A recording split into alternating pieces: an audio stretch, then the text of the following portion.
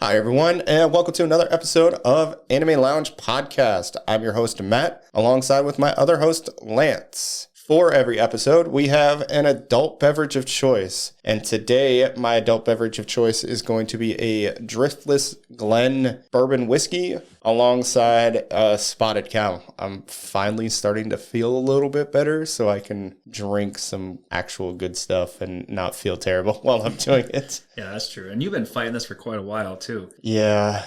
Unfortunately, I'm still fighting it a little bit, but every day is getting better, so that's the important part. Yep, that's the best part. Lance, what are you drinking? And for myself, I'm going to be continuing to drink some Macalin 12-year and then a Lienenkugel Summer Shandy. Yeah, I was at the grocery store this morning and noticed that they still have Summer Shandy. So apparently this is just going to be a forever thing where you can get some Summer Shandy. Yeah, it's no longer seasonal. This is just a staple of the state. I mean, it's good, so I'm not complaining, but it was more when you could only get it for like the spring into summer. Right. Yeah, they totally took away its limited edition kind of feel from it. Yeah. I think it was also one of those things where it was like, oh, Summer Shandy's back. It must be getting into spring soon. It's going to start warming up. And now it's just like, oh, well, it's 10 degrees outside. So I guess let's just have a Summer Shandy. Yeah, that's kind of the situation here. Actually, not too much the situation. It's winter in Wisconsin, but it's not 10 degrees. It's above 30 and pretty moist outside right now. Yeah, I was wearing shorts and a jacket, not cold in the slightest when I went to the grocery store because I just had to pick up a couple things. So I was like, it's like 40 degrees. It's not that bad. It's fine. Yep. Yeah, very strange, but it's okay. Lance, you want to give us a synopsis of what we're talking about today? Yeah, so today we are going to be covering Season 2, Core 1 of Mushoku Tensei, or Jobless Reincarnation. And in this particular core, after Eris ghosts Rudy and leaves him an emotional wreck, Rudy figures out his priorities and begins his search for his missing mom. On his new journey, he teams up with Counter Arrow to do good deeds and spread his name in hopes of his mom intercepting that word. The anime sharply turns into a story of how a 14-year-old boy develops ED after a smooth night with a young lady. Rudy is advised by Manga to go to the magic school of Renoa Magic Academy to research the mana disaster and to cure himself of his unfortunate situation. And that's all I wrote for this one. Pretty straight to the point. Yeah, that's basically the entire season. Yeah, we got 12 episodes, and yeah, that's summed up pretty quick, and we can definitely talk about any and everything in between. But before we do so, we gotta get into some Lance's lessons. Spirit Gun!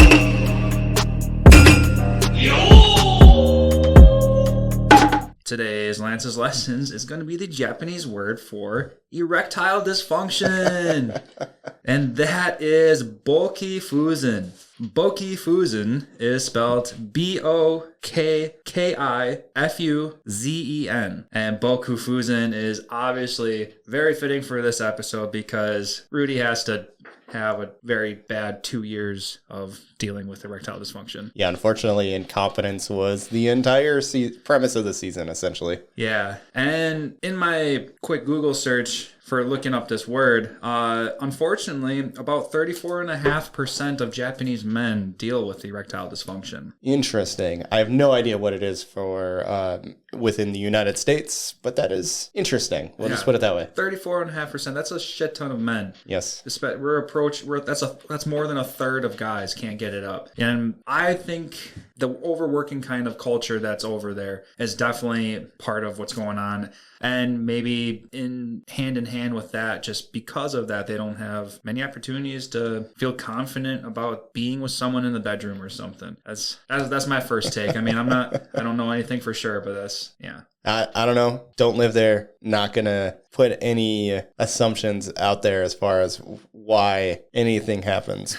Yeah. So in this episode, we are going to do something slightly different. Usually we jump into some Matt's manga mentions, but Matt has gone above and beyond this time. He went all the way to the original source and actually read the light novel. Yes. And I will say I started from the beginning. So all the way from the beginning. I started on volume 1. 1 and worked my way all the way through because I was like, you know what? I am curious on just what happened between season 1 and season 2, because we had gotten some mentions where it was like, oh, this is actually important, and I wanted to know how important certain things were. And I appreciate Lantz because it seemed like every day, at least once or twice, I was like, well, this is different. This is added. And just kind of blowing him up on Mushoku Tensei, the light novel. And I feel like Lantz has got a pretty good idea of what happened in the light novel, at least the first 6 volumes. And then that's entire first season is 6 novels? Yep. Okay. The first 6 volumes are the first season, the whole first season. Okay. And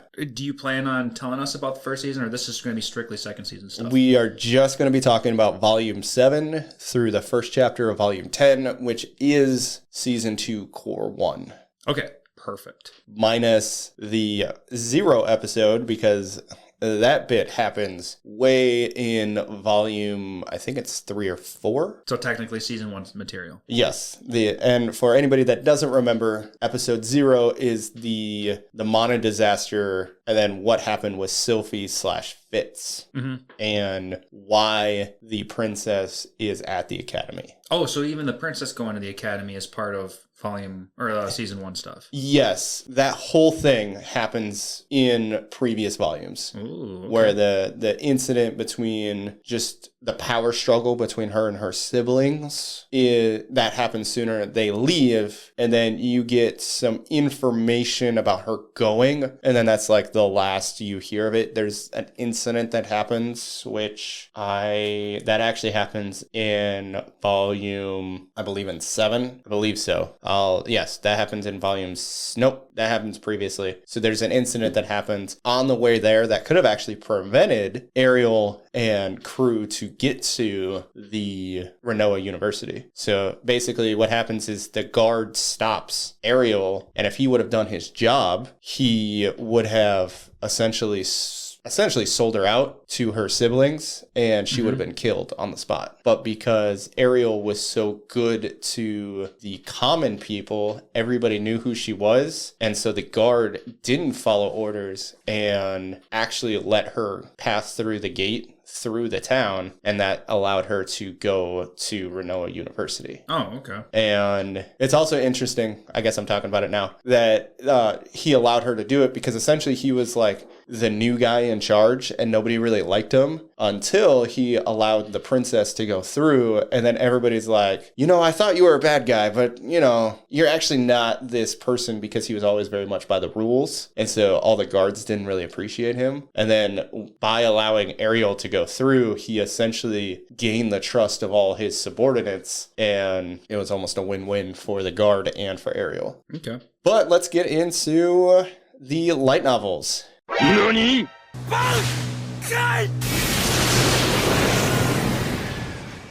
You learn that Counter Arrow is a B-ranked adventuring group. So they're B-ranked, which is why they can take A-ranked and C-ranked. Oh, I was immediately about to say, if they're B-rank and Rudy was about to take that A-rank quest and go kill all those bears, why would they have been able to take it? But I guess that allows them to at least try to go a little bit further. Okay. So the rules of the Adventuring Guild is you can take a rank above or below what your rank is. Obviously, you can take your own rank quest, but you can take one above or one below. Okay. And so that's... Ooh, real quick. Is there a cap limit? Are we talking A is the top? Are we talking S, triple S, anything like that? So S is the top rank, which if you remember from season 1, his father was a part of is it the Black Fang? I believe so, yes. That sounds familiar, yeah. And they were an S-ranked adventuring group. Okay. Basically the benefits increase as your rank increases, and you get certain things cheaper. The quests obviously become more challenging and become more expensive in the process. So what a lot of groups will do is they'll stop at A ranked, because then they can still take B ranked adventures, and they can still take an S ranked quest. Once you get to S ranked, you get a lot of... what's the right word? You're basically, you're very well known. You get a lot of perks by being S ranked, but the issue is now you always have to have either A ranked or S ranked quests, and those are going to be the most difficult ones. Yeah, you're very restrained on what you can accept, and those are always going to be the more life-threatening jobs as it is. Yeah, so I can understand why you'd want to stop at A then. Yeah, because then you can take B ranked, and let's be completely honest, I think there's some B ranked quests that are just like, bring this individual to the next town. Mm-hmm. And you're essentially a bodyguard. And it's like, well, we've got 5 people in our group, but only 3 people are wanting to do something. Let's us 3 go do it. You can easily do it with 3 people versus 5 people. Mm-hmm. Versus an S ranked one where it's like, nope, gotta have 5 people because it's killing a red dragon. And I think they talk about you need at least 20 people to kill a red dragon, which is why it's so impressive that Rudy did it by himself. Right. You find out that Sarah is 15, so she is a year older than Rudy at the moment in which they meet each other. Okay. The first city that Rudy goes to is 2 months away. So from where he started at I'm trying to remember, to basically his hometown, to where he first essentially goes with Counter Arrow, that first town, is 2 months. That time in the wagon was a 2-month trip? The whole trip was 2 months. They didn't really go into like the wagon. They just talked about how long it took him to get to that town. Okay. So you learn about his plan. His plan was to be as popular as possible so his mother could hear about him and attempt to reach out to him. So that was he just wanted to get his name out as much as possible. I know they kind of talk about it, but I don't think this is exactly his plan. I think it's just they kind of trying to remember. In the anime, he brings it up a couple times. Okay. And that's because he said that he's working exclusively with Counter Arrow and it's going against his plan for his name to get out there. And then the same thing goes when he partners up with Soldat, because he's telling Soldat, or Soldat actually asks Rudy, like, hey, why don't you become a permanent member of this crew? And he's like, well, I need to travel from city to city every couple of months to get my name out there. So he doesn't ever actually become exclusive with either of them. Right, yeah, that's kind of what I was getting at. Like, for the anime made it sound like he was exclusive with Counter Arrow, but that's just because it was his moneymaker. Yes, he did spend a lot of time with Counter Arrow when he was there, but he did do other quests with other adventuring groups if they needed a mage. That was pretty much always what they made mention of it, but it was very, very minor. Sarah is from a region that is close to Rudy, so they're actually from a similar area from each other. Okay. And Rudy's father actually killed some of the monsters that were attacking her village. Oh, okay. So they could have potentially crossed paths in the past. But they didn't, but it was a possibility, yes. And then, so in the beginning, Sarah was very hesitant to have Rudy help because she thought he would just run away like every other noble that she knew because he was dressed well. And you find out that she has essentially a prejudice against nobles. Okay. And that's why she didn't like Rudy at all, because she knew of the Grey Rat name and assumed that he was like any other noble. Okay. I like that explanation, because in the anime they just assume that he's a new guy, she doesn't trust him, and that's kind of where it stops. Mm-hmm. So that goes a little bit deeper. I like that. Yeah, it had everything to do with the fact that he was nobility. Okay. Rudy drinks diluted fruit juice. He never actually drinks I believe one of the first time he ever drinks is when he is upset, after he is upset with Sarah. Like, with Sarah. No, because he doesn't even drink with Sarah. He drinks after that whole incident happens. Mm-hmm. And then, like, that's one of the few times, like, he almost never drinks. He always drinks diluted fruit juice. Okay, so this is also when he's, like, going on the date with Sarah, and she's like, when I'm with you, I drink a little bit more, and she's drunk, but so that entire time, he's just sober? Yeah, he's sober. Interesting, okay. Rudy saving Sarah was a little different, you could say. He is going through the remains of the Mimir, and finds half an eaten skull. They go very, very into detail about that whole incident. Really? Okay. Yeah. I'm kind of glad they did, because in the anime, like, he finds the remains and, like, he hurls a little bit. But... Yeah, he doesn't hurl in the light novel. Okay. Because you have to remember, this isn't the first time he's seen death. Like, this isn't new to him. Right. So that's one thing I was like, well, that's kind of interesting. You find out that Sarah's earrings are magical items. Oh, okay. So they're not just accessories. Yep. Did they go into detail of what they do, why? Yep. So victims stabbed by it see illusions. So basically, if you're stabbed by the person wearing the magical items, you'll see illusions. Okay. The fight with the tree is significantly more badass and awesome. Like, there's so much more to it. I think it's almost an entire chapter. Really? Is the fight with the tree. It's long. Wow. Because there's a lot more to it. Basically, the tree is using Sarah's mana to give it power, but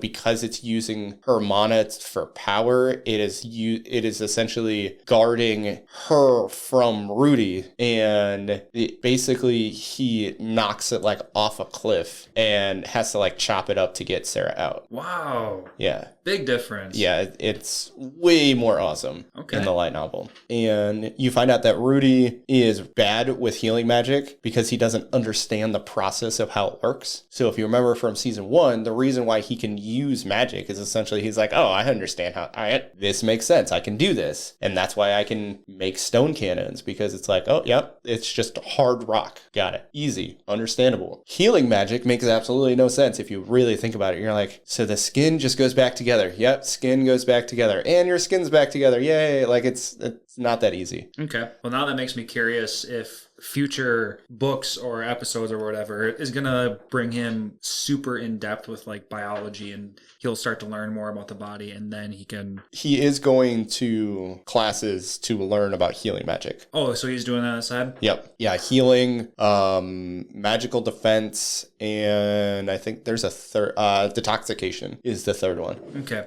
I think those were vaguely talked about in the anime, but I think they're brought up, but I think it's literally just mentioned, but you never see him doing anything. Exactly. Then, because Rudy doesn't understand the process, he has to touch the individual to heal them like you would normally do with regular healing magic. Is he still saying an incantation? Yeah, he's saying the incantation. Okay. And that's why he had to touch Sarah, because like her legs were all messed up. Mm-hmm. So you find the reason why everything's kind of suggestive is because, her thighs are all cut up and bloodied. So then he has to touch her thighs to get them to heal. Mm-hmm. So yeah, it's just more suggestive. We could put it that way. Rudy stayed in Rosenberg for around a year. The first place with counter arrow? Yep. Yeah, that makes about sense, because when I was doing research, when I said he had ED at 14, yep, and that's when it really developed. Like, yep. He was 13 when he left Eris, and he was 14 when he developed the ED. Yep. That's because he stayed in a year there. Yeah. So he technically had ED for 3 years because he had it right after the incident with Eris. He just didn't realize it was a thing because it took him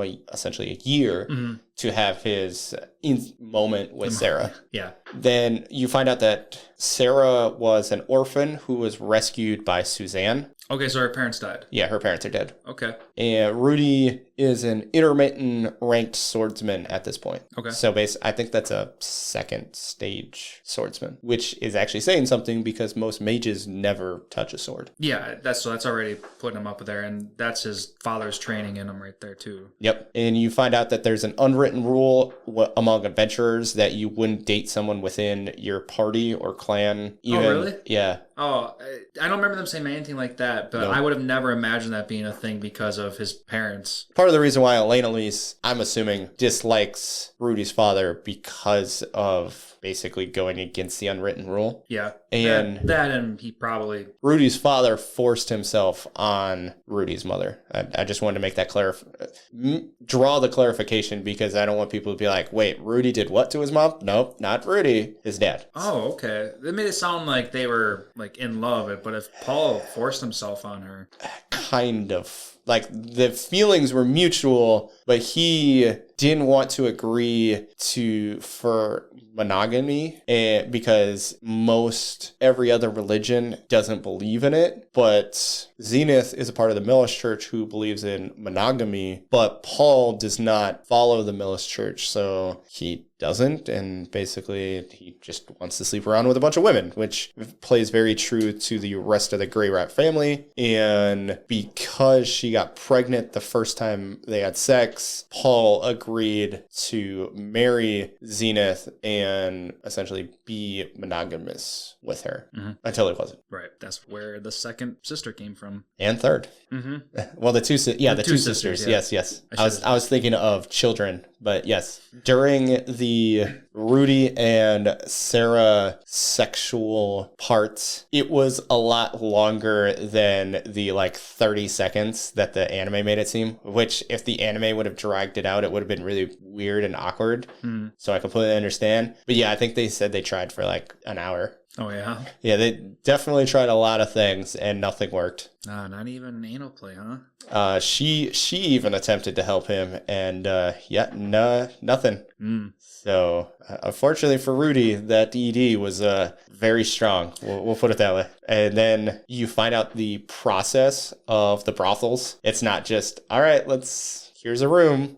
Basically, you get essentially a card that tells you all the items they can do, and you can say, yep, I want these, and then it changes in price depending on what things you want. And the individual that Rudy picked is the surrogate older sister of an individual, the girl that he helped in the anime. So she had frostbite on her leg, I believe, and Rudy just out of nowhere decided that he was going to help her, and she is actually somebody that is close with the girl that he attempted to cure his ED with. Yeah, they made mention that it was her sister. But the frostbite, that was not part of it.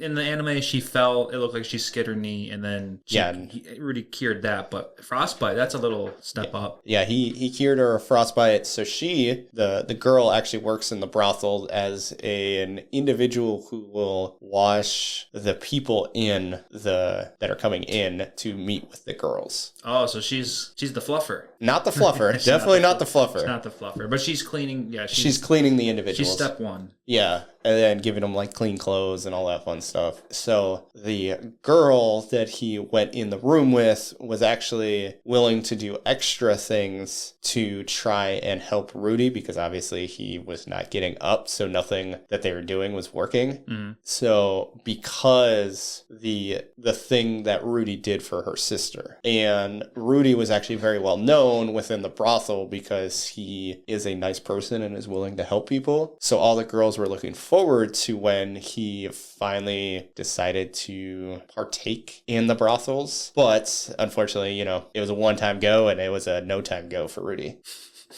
Yeah. And then they did all actually agree to, when Rudy did finally partake in the brothels, that they would go above and beyond because of how good of a person Rudy was. But unfortunately, it didn't go anywhere. So the girls that were talking to Soldat when Rudy came out were essentially the girls that were just a little too young to partake in the brothels, but were essentially girls in training. Oh. So they used the bar to help flirt and get comfortable basically trying to seduce men without trying to sleep with them. Teases, okay. Yeah.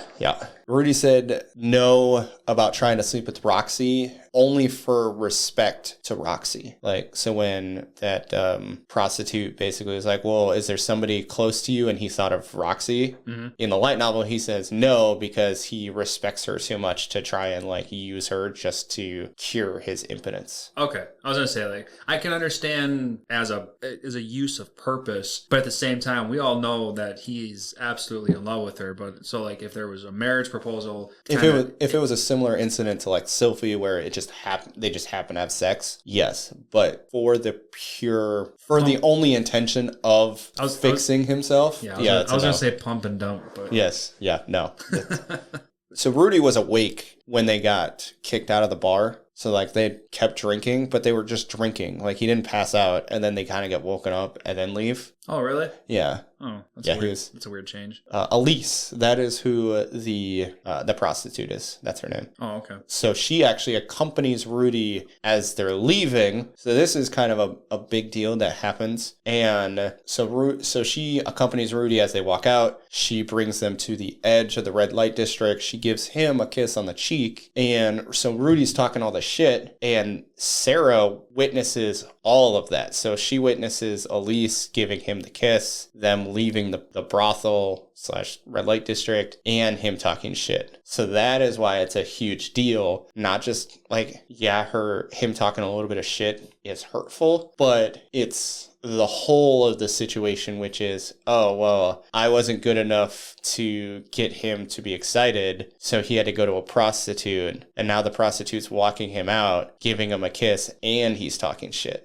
So that's why it's a dramatic difference between the two instances. Yeah, it's a lot more layers. Which is one thing that I really like about the light novels. There's just all these, as you said, layers to things that happen that don't really detract from the anime, but it's just nice to get. And it's needed for a light novel, definitely. Sure. From that village, they were talking about how it would take Rudy a year to get from the village that they're at to Millis. Because remember, Rudy didn't come from Millis. He came from, I'm drawing a blank on wherever his town is, but it's not Millis. Okay. And if you remember, Millis is where Paul is. Okay. Then you get a little some backstory about what happened to Sarah the night of the incident. And she was actually willing to apologize to Rudy for basically getting so mad if the story checked out. So Sarah ends up going to the brothel to talk to Elise, and Elise gets super pissed off at Sarah, but then ends up telling Sarah the whole thing that happens, and Sarah actually feels bad about getting mad at Rudy. Okay.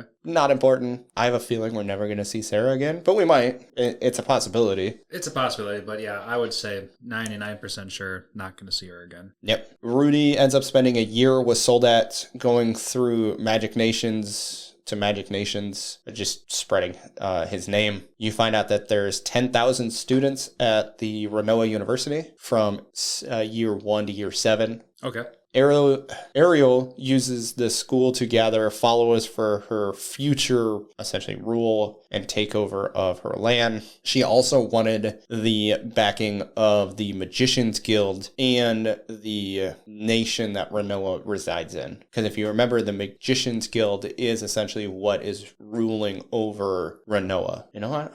Do they talk about that at all in the anime?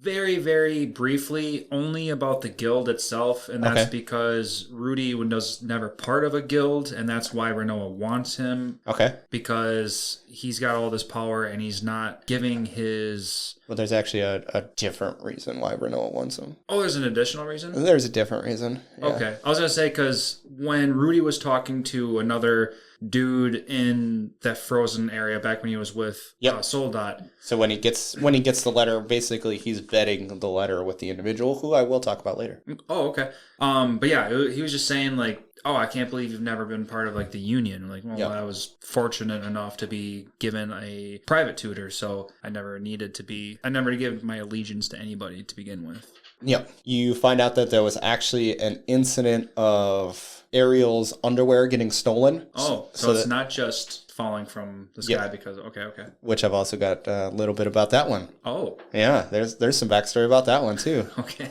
I'll wait for Volume 9, because I'm still in Volume 7. Oh, my God. When Ariel first gets there, you see that Persina and Lena basically are... So they're special students even at that time, but they're trying to control the whole school, and they're bullying everybody within the school. So even the faculty are kind of scared of them. Interesting. Which is also why you've got Zenoba, who's afraid of them because he was getting bullied by them. Mm-hmm. But Ariel had a plan to essentially be the chairperson of the student body, because she was going to use that to help her with basically having a position of power, influence. She was going to use that as influence to be able to get certain individuals, like Rudy, into school. And so the plan was, after Ariel's first year, because they enrolled as regular students, not special students, so they're going years 1 through 7. So after her first year, the president of the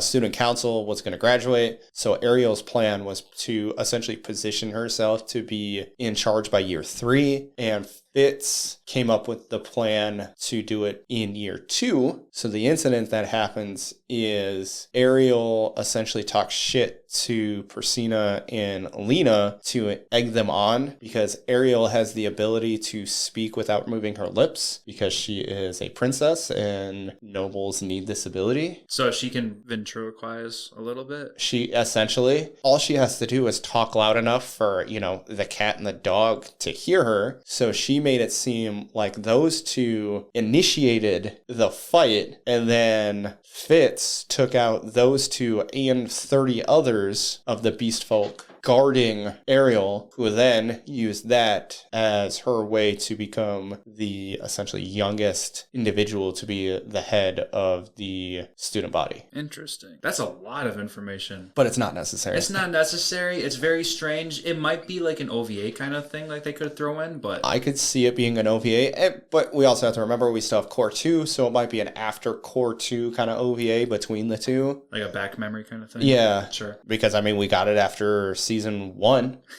with Eris, so maybe we'll get it with finding out how Ariel got in charge of the student body. Right. And then you do find out who recommended Rudy to go to Renoa University, and it was Ariel, because they were going through lists of individuals who would be worthy of being considered special students in an attempt to get more people at the school who would back Ariel. Sure. Makes 100% sense. I'm glad you said that, because at first thought, when I first watched this series, I thought that Sylphie was the one that requested that he came. But there's a moment in the anime where she said that she was relieved to see his name on the list of survivors and stuff, and the potential... No, it wasn't survivors, it was the potential recruits for the school. Yes. So it wouldn't make sense if she was the one that had the request for him to be there in the first place, if she was relieved to see that he was a potential student. So it was Ariel, Luke, and Fitz were all going through individuals deeming worthy of being special students. Ariel sees Fitz's reaction to seeing Rudy's name,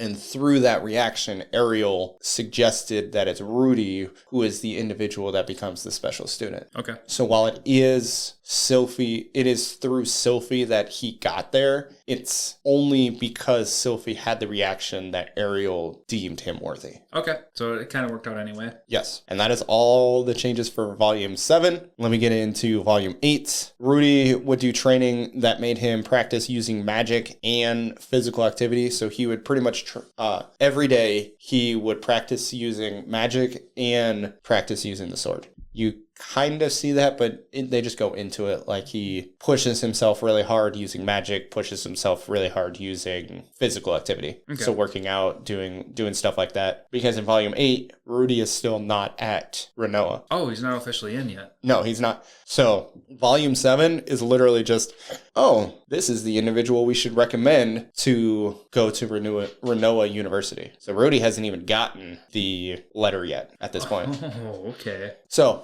just some backstory as far as the letter. Rudy is told that he has to complete one research project within the 7 years of being enrolled at the magical university, so Renoa. Okay, so he's got a mission in order for him to be accepted. Kind of. While he's being accepted. That allows him to be considered a C-rank adventurer, or a C-rank magician, C-ranked within the Magician's Guild. Okay. If he doesn't complete the research, he's just considered a D-ranked magician, and F is the bottom. So he already gets a step up over everybody else. If he completes any sort of special research, he gets another promotion by the time he graduates. Mm-hmm. The individual that Rudy spoke with about the authentication of the letter actually went to Renoa University, which is how he knows that it's legit, that special students exist. And he ended up dropping out after his 5th year of being a student. Yeah, the anime said that. Okay, I missed that, which Yeah. It was 3 months after Rudy got the letter that he left to go to Renoa University. Elise got sick during the journey to Renoa, and Rudy actually had to help her in a sense. So basically he would like grope her and do stuff like that to kind of do sexual things, but obviously Rudy isn't getting anything out of it. Mm-hmm. So, okay. I'm glad that was a thing because they made mention of this is when we learned about her curse. Yep. And how she made mention of how it's hard to find guys along the road. Yep. So if when she couldn't find a guy, Rudy was filling her up. Interesting. Okay. They basically skip over the entire journey. I'm assuming nothing happened in the 3 month time period that it took them to get to Renoa. Like basically all they do is kind of talk about what Rudy did to help her get through her curse in the journey. But other than that, they don't talk about anything. Okay, so it's pretty much a time skip in the light novel as well? Basically. Okay. Elise actually had to pay for her own tuition herself to attend Renoa, so she is a regular student. Makes sense. I mean, she wasn't given the privilege of being free, so... Yeah, she's not a special student, and it costs 3 gold coins. They don't go into anything if it's 3 gold coins a year, or if it's 3 gold coins, I think it's a year, to attend Renoa, which, to put in perspective, Ariel gets 2 gold coins, remember she's a princess, a month while attending. For spending money. So that just kind of shows how expensive this school is, because it's 3 gold coins, and if the princess is only getting 2 a month, this place is expensive. So at that rate, I would almost assume that, what you said, 3 gold coins to get in? Yeah. I might think that that's a semester then. I think it's a year. You think it's a year? I think it's a year, because they don't really... She gets 2 gold coins a month for spending money. Yes, but she's also the queen, or the princess, so... Yeah. I guess we can take that as multiple different directions. Yeah. Because we also have to remember that gold coins is a big deal. Yes, I want to say Rudy got, 15 bronze coins a month for tutoring? Mm-hmm. I believe. Something like that. And it really wasn't too much. That was from book 2, so I don't remember.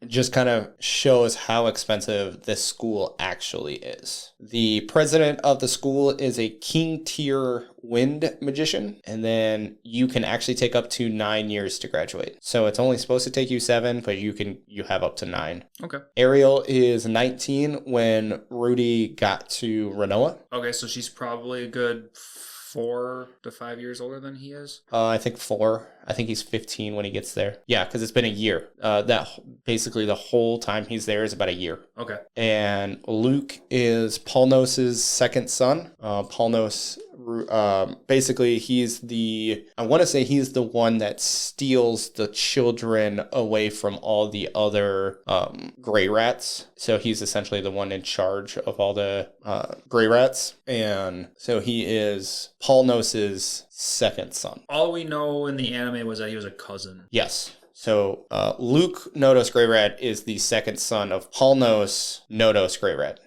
who is essentially in charge of the Nodos Grey Rat family. So that's basically Luke is among the high end of the Nodos Grey Rat family. Right, but you're saying Paul, so is there like a second Paul? Polnos. Oh, so there's a difference between Paul and Polnos. Polnos is the one in charge of the Nodos Grey Rat family. Okay. And then Paul is just, I want to say they're actually brothers, I think. Don't quote me on this one. Well, if it's Rudy's cousin, then they should probably be brothers. If Paul and Polnos are brothers, then yeah, I think so. Okay, sorry, listeners. That's a little bit of confusion there, but hopefully everyone's on the same page. Yeah, I don't have family trees, and they never provide real family trees, so I'd have to write everything down, and I'm not doing that. Right. Especially not at work. I make enough notes in my phone. They make a One Punch Man reference. Really? Yeah.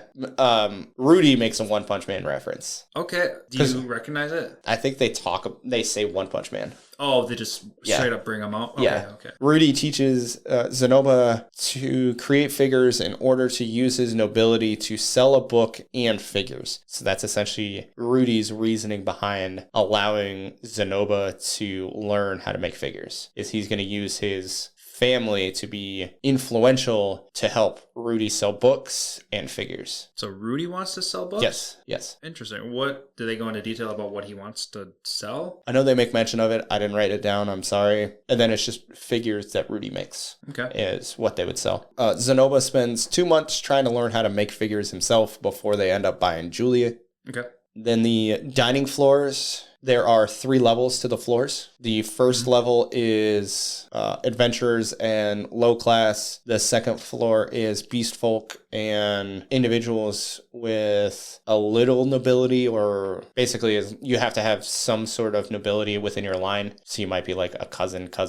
If you're a lord, you'd be considered somebody within the second floor. You can eat on the second floor. And then the third one is essentially high nobility. Those are the only people that can eat on the floor. Rudy is included in that because, he's Paul's son, so he does have actual nobility, but everybody looked down on him because Rudy was wearing his cloak that he had been wearing for 4 years at that point and went and trekked through the demon continent, and so it was all tattered and just basically looked low class. So they all were like, what's up with this guy? Right. And that brings focus into how Julie was able to eat on the third floor. Actually, they eat on the first floor with Julie. In the light novel? Yeah, in the light novel. And most of the time they actually eat outside. Right. Well, I only bring that into focus when they made one scene where they're eating on the third floor and like, okay, that's great, Julie can eat here. And then Bodyguardy showed up with the 4 hands of beer and then gave him... That's the second floor. So you're not going to have anybody on the first floor.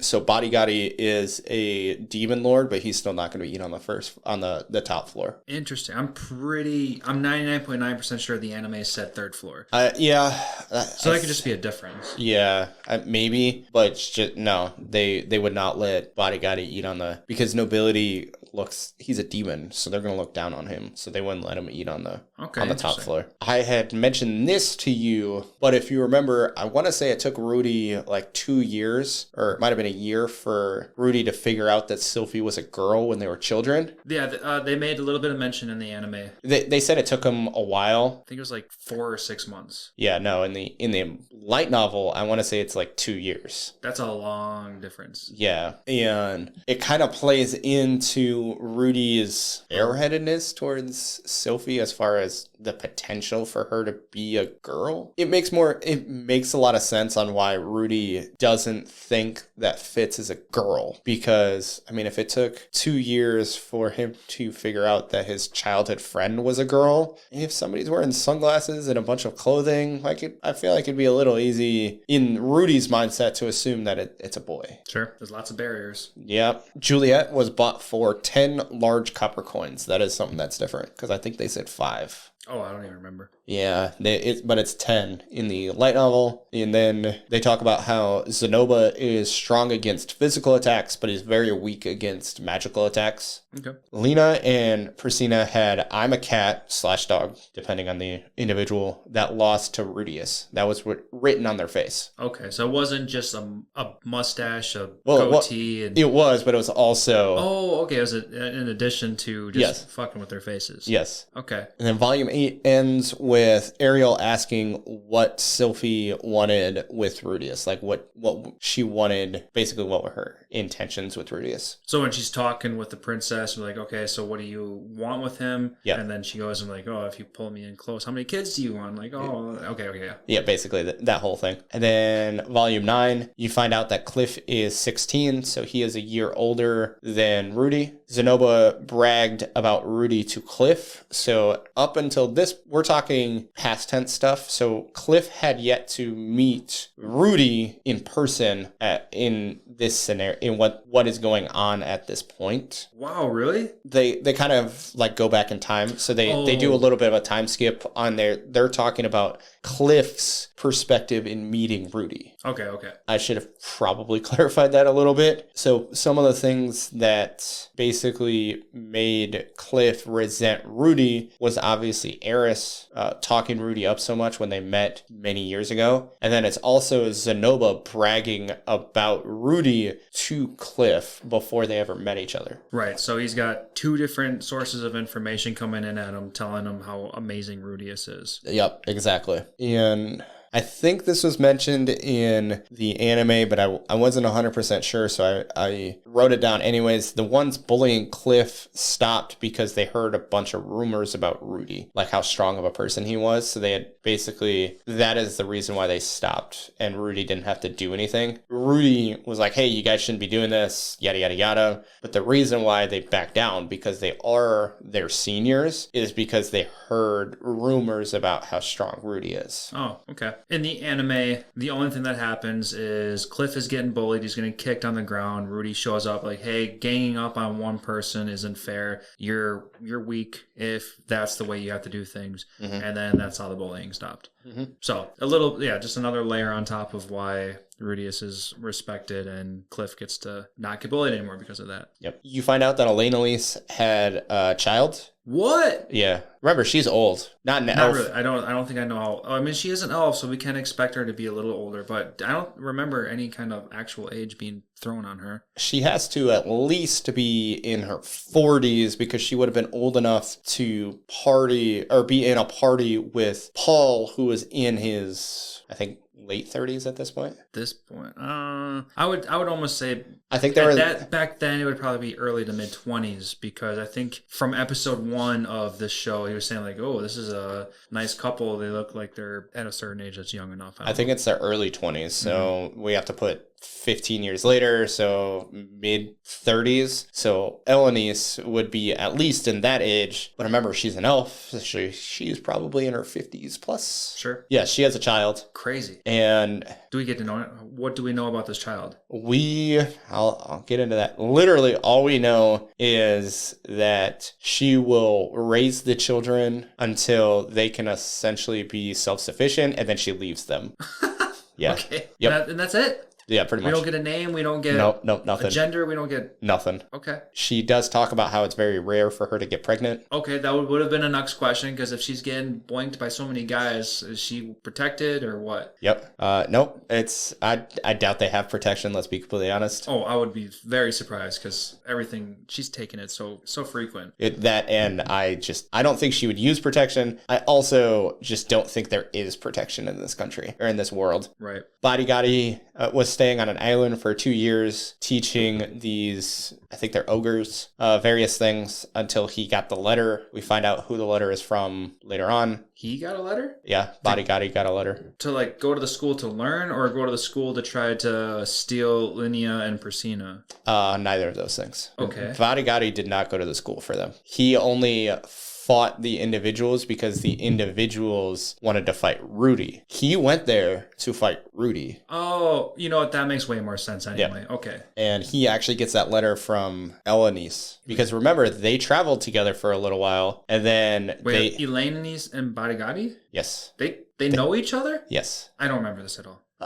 Maybe they don't talk about it. So she travels with Bodyguardi, and then Roxy travels with Paul, or travels with who is the dwarf that they drink with. I don't remember who the dwarf is, but I remember a dwarf because he was in season 1. He came off a boat, and yes, so I remember that part. Those essentially pairs travel, and then Bodyguardi goes to another island to basically learn/teach some ogres how to do stuff. And when they, as in Elenice and Rudy, get to Renoa, she sends a letter to Bodyguardi saying, I found him. This is where we're at.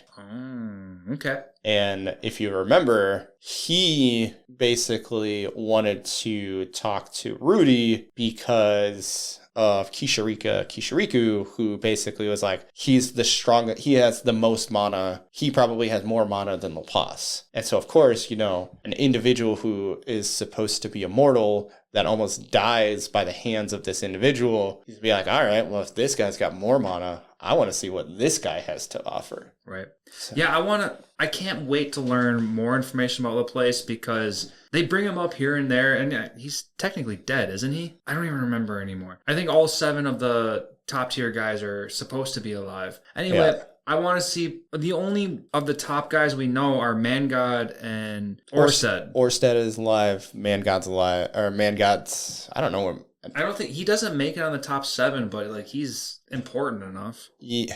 So they have the 7 gods. Yeah, they have the 7 gods, who is like the fighting god, the dragon god, who is Orsted. You have the technique god, that was supposed to be number 1. Yep. You have, and then I don't remember what all of them are. I paid attention to the top 3 too. Yeah.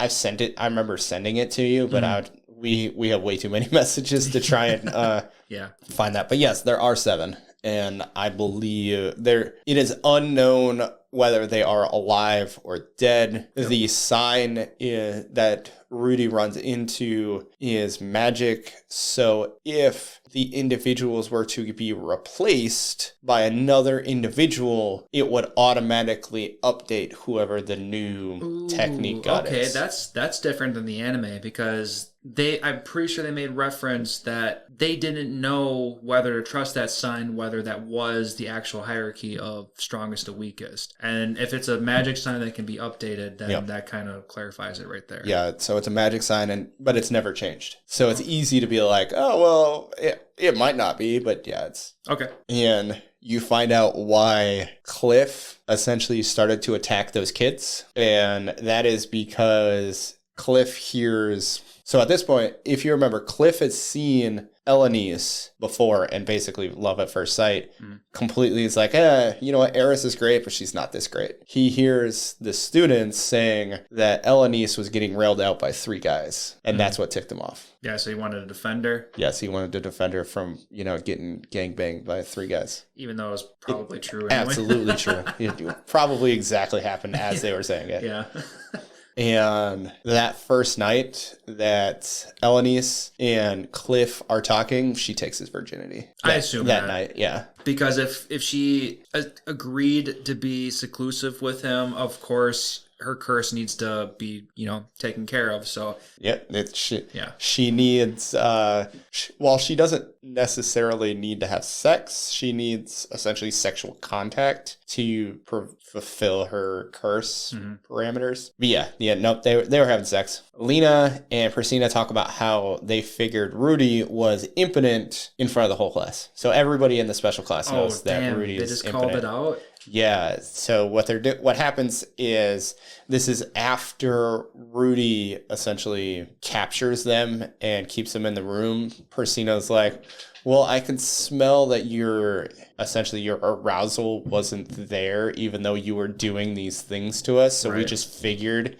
you were incompetent. Okay, that's kind of funny. And they were talking about it in front of everybody. It's like, God damn, sorry, Rudy. They do make mention of this. I just want to kind of go over it again. So the first person that challenges Rudy for a marriage duel was from the Doldia tribe, was actually from the Doldia tribe, not just somebody that was studying from the Doldia tribe. Like, he left the Doldia tribe to come challenge Rudy. Oh, like he wasn't a student at all? No, he wasn't. Oh, I assume, because we did in the anime see a beast man come fight Rudy and then instantly get taken out. But I don't think they made it clear that he wasn't even a student to begin with. Nope. And the school, while they don't want to ruffle feathers by not allowing these things to happen because they are traditional to other nations, they have added security because people like to take advantage of basically what's going on, and is a spike in instances happening that are not wanted. We'll just put it that way. Makes sense. Rudy's demon eye is actually useless against Badigati. Oh, okay. It's because he has eyes as well, or no? Because of just Badigati. Badigati is just that great. Yes. Interesting. Yep. I mean, all we know is that he's supposedly immortal. Yep. But Badigati basically. So before the incident, before the fight happens, Rudy is basically trying to figure out what Badigati's going to do. Yep. And Badigati starts laughing. He's like, ha ha ha, I know what you're going to do. It doesn't work on me. Okay.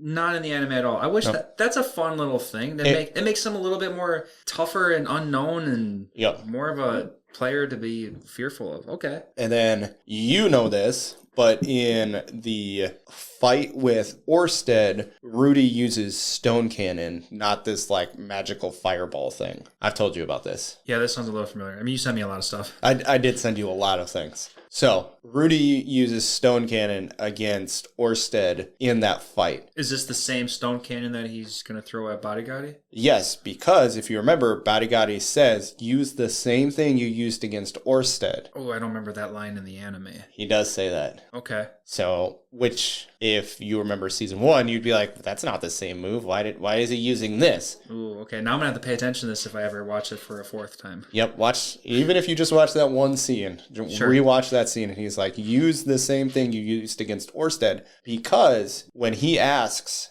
did you hurt Orsted? He was like, well, I think I tore up some of his hand or something like that. I like cut him up a little bit or something. I think that's what he said. Like, maybe I don't remember any of that in the anime. He said he hurt him a little bit. Okay.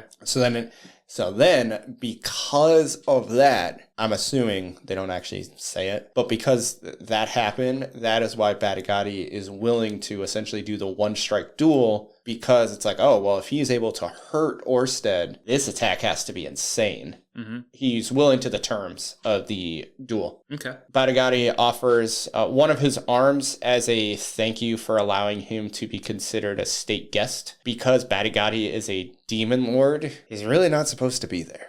Right. And so as a thank you from Badigatti to the state to allow him to be there, he offers up one of his arms for them to study on his immortality. So is he technically a 5-armed guy? No, I'm pretty sure he grew his 6th arm back. But he just like offered up one of his arms, and I'm pretty sure he grew another one. Wait, you said 6. I'm pretty sure he has 4. I believe he has 6. Crap, I'm already losing it.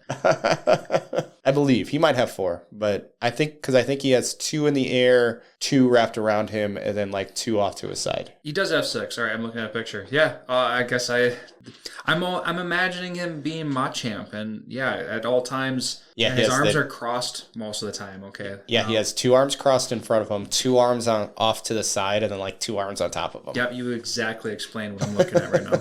So the magical university will study gifted children to kind of try and figure out why they are the way they are. And they believe that magic was used to combat gifted children / cursed children. Okay. Bodigatti's battle aura deflects anything under king tier magic. Wow, that's very impressive. Okay, so not only is he just considered strong, but he's so strong that shit can just get deflected. Yeah. And that shows that Rudy's stone cannon is a king tier attack. The only thing is he would really in a battle never be able to use that. Right, because it took time for him to develop It took him time. He also gave 0 fucks about like durability, anything other than hardness, speed, and spin. That was it. That's what he pushed all of his magic towards. Right. So, and in a battle, you're never going to get that. Like, you're not going to get that. At least not in terms of like a quickness. Like one-on-one, no. I mean, if he was in the back lines at some point,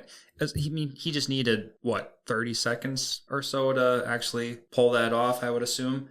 They don't go into it, but yeah, we'll say 30 seconds. One thing, the reason why Rudy has Fitz / Sylphie go and get his staff is because the vice principal talks to Rudy and was like, hey, we need you to stall to get people to eventually get S-ranked adventurers here, because they don't believe that Rudy, who in all actuality shouldn't be able to combat a demon lord. Mm-hmm. Essentially, the demon lord is like every other demon lord, where he's essentially a catastrophe event. So everybody's freaking out that Bodigatti's there. And so he wants Rudy to stall to get like S-ranked adventurers there to be able to kind of stop Bodigatti if they needed to. Okay, that makes sense. And obviously it didn't matter, but that is why Soldat and crew were called to... For real? Renoa, yep. Oh, that's a nice little connection right there. Yep. It's not just because Soldat just so happened to need to come across that area anyway.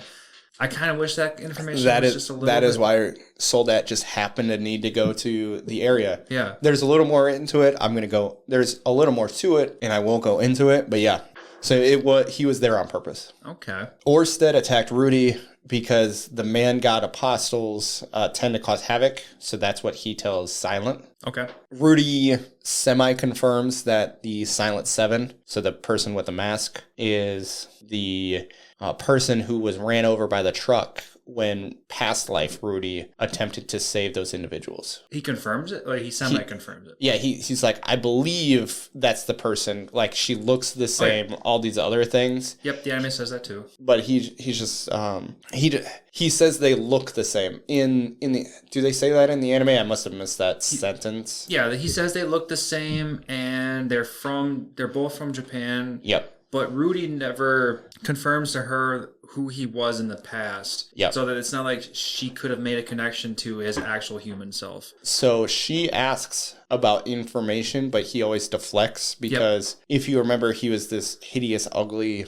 just kind of sloth of a person. Yep. So he didn't want her to be just kind of revolted by the past him. He only wants her to know him as he is now. Yep. And then she also confirms that Orsted attacked Rudy because all of the man god apostles have a tendency to cause havoc wherever they are. Okay. And is that because man god is giving them future information, or They don't go into it. Okay. They just say, because Rudy's like, well, why did Orsted attack me? Yep. And she was like, well, he attacked you because he said that the man god apostles will cause havoc wherever they're going. Yep. So he doesn't even allow them to kind of explain themselves. He just immediately attacks. Okay. Persina and Linnea are actually taking classes seriously, and Persina actually thanked Rudy for being in one of her classes with her. Like, they just happen to be in the same class together. Oh, okay. And so it just kind of shows there's more to their relationship than just kind of, as she calls it, boss and underling.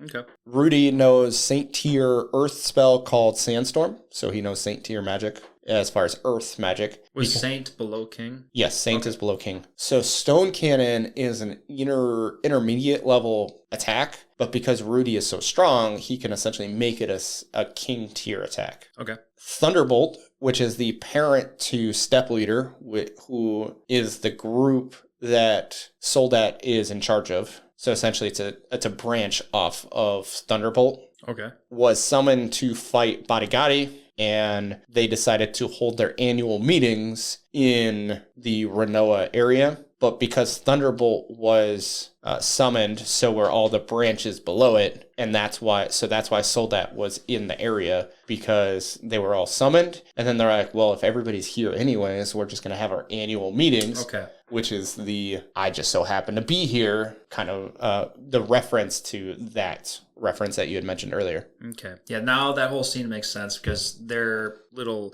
reunion got cut short because he had to go be part of a meeting. So, Yep. Okay. Yep. That's exactly what it is. Rudy went 3 years incompetent. Mm-hmm.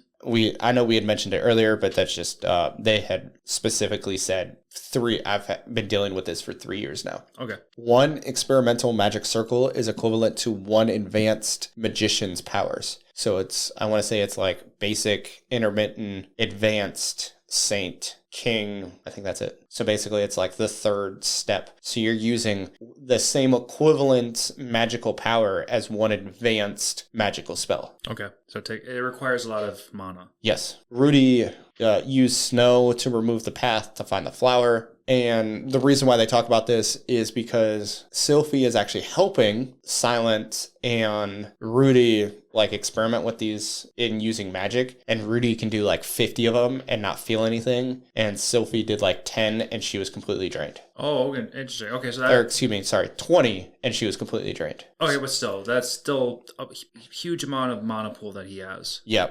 We're talking over double, and he still was like, "You're tired already?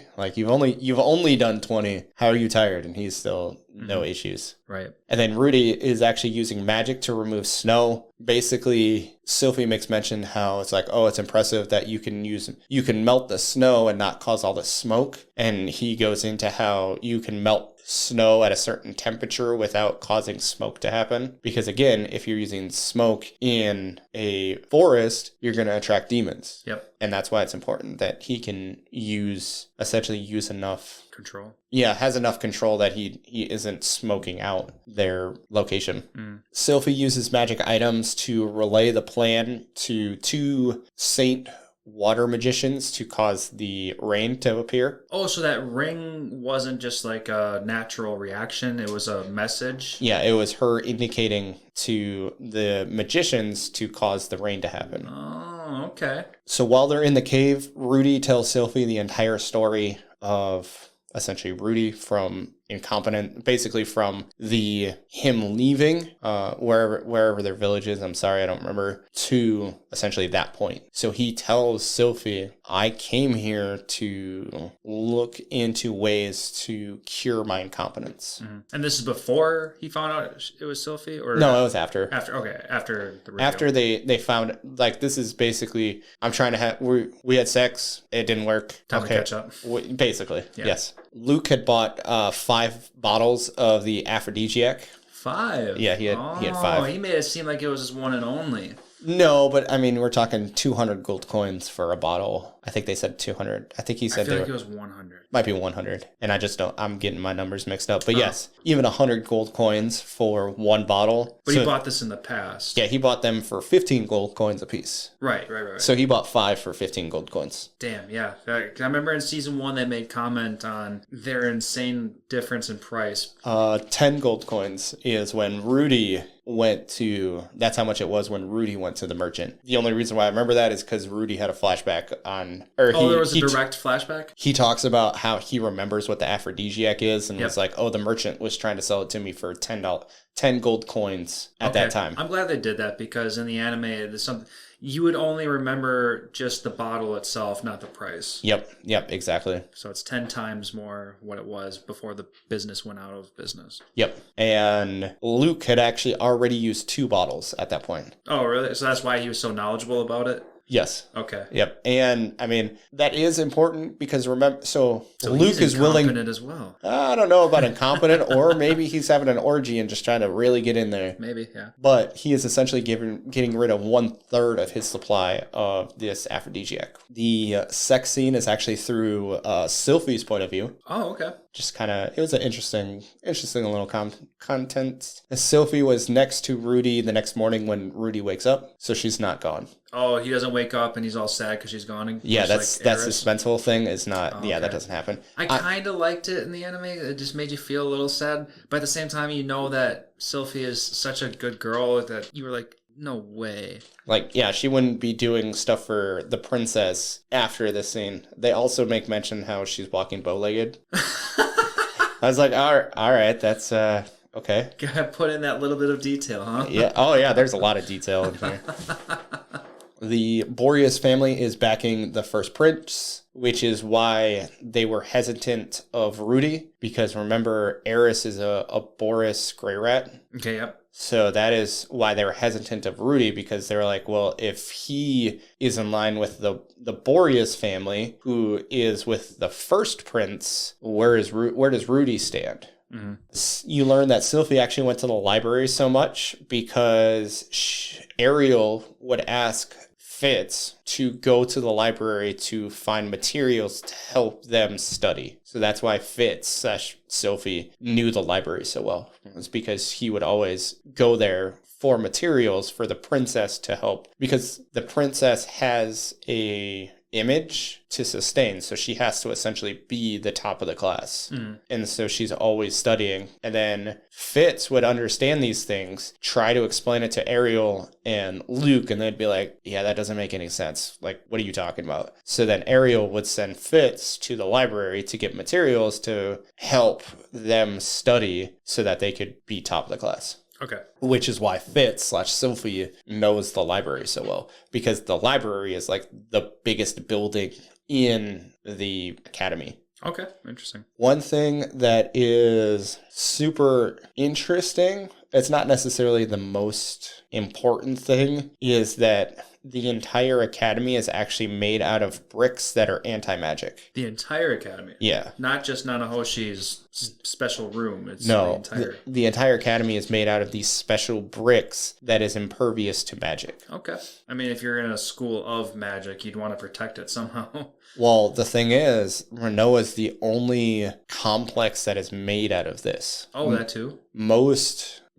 walls have it, but it's so expensive that like you're only fortifying your outer wall with it. Sure. And nowhere else is going to have it on the inside because it's just way too expensive to try and build buildings. Right. Because Renoa has such a monopoly on it. Sylphie never tells Ariel about her green hair. So that is one of the things that Sylphie never tells, which also explains why Rudy never figures out who Sylphie is. Okay, that makes sense. I'm glad you said that because when they made comments of that, when Ariel was like, she made a comments about how her hair looked so good or whatever. Mm-hmm. And I remember it was very clear in season 1 that her hair resembled the Super's because it was green. Yep. And then here we are with Sylphie with gray/white/silver hair, whatever this is supposed to be, but it's definitely not green. Yep. So I was very confused by that comment because her hair is definitely different. Yes. And so Ariel and Luke don't know that her hair has changed. When she fell from the sky in episode 0/whatever in book 2 or whatever. Yep. Now I'm running a blank. Was her hair different? So they show her hair changing from green to silver or white, whatever you want to call it, in the fall. Really? Yes. Oh man, I don't remember this at all. I have to rewatch this part. But very interesting. Why? Like, just genetically fear turned her white, or? I have no idea. They don't go into it. Okay, very interesting. So something I had mentioned earlier about the underwear that Rudy had caught, it was actually Sylphie's underwear. Oh yeah? Yeah. Okay, that's kind of funny. Yeah. I'm not too surprised by that, but that's kind of funny. Yeah. And the funny thing is you don't learn about that until the end of book 9. Oh, really? So it's not even on the spot? Like, no. Narrative-like? Yeah, okay. No, it's at the very end of book 9. It's like an extra chapter. I just wanted you to smell me one more time, Rudy. You do end up learning about what Eris is up to. Okay. I'm not going to go into it because I feel like it's hard spoilers for part 2 or core 2 of season 2. Okay. Or the beginning of season 3. I don't know what core 2 is going to be. So, but yes, you find out what Eris is up to, and very single-minded, we'll put it that way. Okay. And you remember the girl that is standing next to the guy, the first beast folk that challenges Rudy? I don't remember the girl. I just remember the guy, really. So there's a girl that is next to him that's kind of like, I don't know what's going on. Okay. Well, she is from where Eris is. Okay. And she actually knows Eris, and her intentions were to fight Rudy. If you remember, Sylphie talks about how there was actually a girl mixed in with, so that is her. The girl mixed in with the heating all the process. Yep. Okay, yep. And so that is that girl. Okay, so she's not there because she's interested in women / or even, even or Persinia. Or Rudy at all. Or even Rudy, but she's there to keep tabs. She is there. She's there for Rudy, but not for the mating sense. Okay, I like that. She's essentially there to challenge Rudy, we'll just say it that way, and we'll call it fact check certain things. Sure. Okay, I like that a lot. I was almost like an aha, like, oh my God, that's a crazy Easter egg that you would not know unless you read the light novel. Yeah, exactly. I wonder if they're going to make mention on that in like core 2 or something. I hope so. It'd be interesting. Or maybe do an OVA. They could do that. Sure. One thing I will say is that Eris is considered a sword saint. Okay. I don't remember where she left off in season 1. I don't remember, but she is essentially what would be considered the second highest class. Yeah. So that just shows how strong, even at 16, 18, whatever age you want to think of her at, that's how strong she is. Impressive. And that is all of volume 9. Just a little bit more. That's all I got. And if you remember from earlier, I had mentioned how they only go into one chapter of Volume 10. And there's just a couple things that they talk about. So Nanahoshi is 17 when she dies. And Nanahoshi actually means Silent 7. Oh, that's a translation? It's a translation thing. I believe they say that she uses it to kind of help weed out. Like, Rudy talks about, it's a direct translation from Nanahoshi. So I'm assuming she's using that name to help find her friend. Like, if her friends hear it, then they'll know who she is without saying, oh, my name's Nanahoshi. Right. They end up bringing up Sailor Moon and Dragon Ball Z. Oh, really? Because they're talking about, like, do you know what this reference is? Do you know what this reference is? Nanahoshi knows neither of them. But she still knows enough to know to bring it up and see if it's Japanese culture? Rudy's bringing it up to her because she talks about how she's a nerd and geeks out on manga and all this other stuff. So, but she's not nerdy enough to know the classics? But you have to remember, there is a 17-year gap because Rudy was 34 when he died. Nanahoshi was 17. Oh, interesting. So she's still young. Yeah, it's a generational thing where she wouldn't. Well, I think she might have known Dragon Ball Z like in the references, but didn't never paid attention to it. Right. Because it's kind of hard to miss Dragon Ball Z. But Sailor Moon is an easy one to not know what the references are. Yeah, I don't know anything other than the girls, the transformation, and the relation with Yu Yu Hakusho. So that's where my knowledge stops. And one thing is the homeroom notices that Rudy's incompetence has been cured. Oh, really? Yeah. Basically, Rudy talks about how, sex really does make you into a whole new man kind of thing. Okay. Because Cliff's like, oh, you seem kind of different today. And Zenobu's like, yeah, you seem to have this confidence. And of course, Linnea and Persino can smell his arousal because during the entire time, they would do certain things that would be sexual. And of course, previous Rudy, nothing would happen. But now, things are happening. So they smell his arousal on Rudy when they're doing these things, showing, they would lift up their legs and show him their panties and stuff like that. Okay. So just, certain things. So yeah, that is everything. Okay, so it's not just that Sylphie is his one and only answer to getting himself. He's fixed. Yes, he is fixed. He has been cured. Okay. Which is the whole premise of Core 1. Right. All right. That's where I was kind of worried about. I was like, it's kind of strange, because that prostitute made a mention of he needs to be in the comfort of somebody who he trusts, and is that going to be the one and only way for him to do what he wants to do? So remember, he did end up getting aroused in the cave, but it went away. So nothing says that if he tried to, this is assuming he will try, if he tried to have sex with somebody that he wasn't emotionally attached to, then it might go away. Right. Just because he gets aroused doesn't necessarily mean that he can stay that way. That's true. And they don't have Viagra to keep him that way. So right. It could be that thing. So they talk about how Rudy wanted to, basically his thought process on what he wanted with Sylphie, and how, when him and Eris were talking, they were going to have a family. He was like, what does that really mean? And then he talks about how with Sarah, he didn't really have feelings with Sarah. So that's probably why nothing ever worked out that way, because, it definitely wasn't love. There was just no emotional attachment to it. And then with Sylphie, it's a complete emotional attachment. So that's why it kind of worked out. Again, who knows if in the next part, maybe he tries to go to a brothel and can't keep it up. Maybe. Yeah, maybe he's want to test it out and see if it's anything. Yeah. But now that we are done with the light novel, let's take a break before we really get into the good part of the conversation.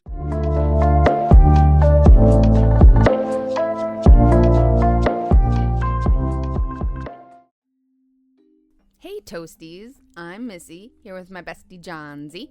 Hey y'all. Do you like mind-blowing crime cases, spooky tales, and debating theories? Well, what a coinky-dink, so do we. Grab your beverage and be a part of our Toasted Shenanigans on your favorite podcast app. You can even send us a story or drink suggestion. Hit us up on Instagram, Facebook, TikTok, or at toastedshenanigans.com.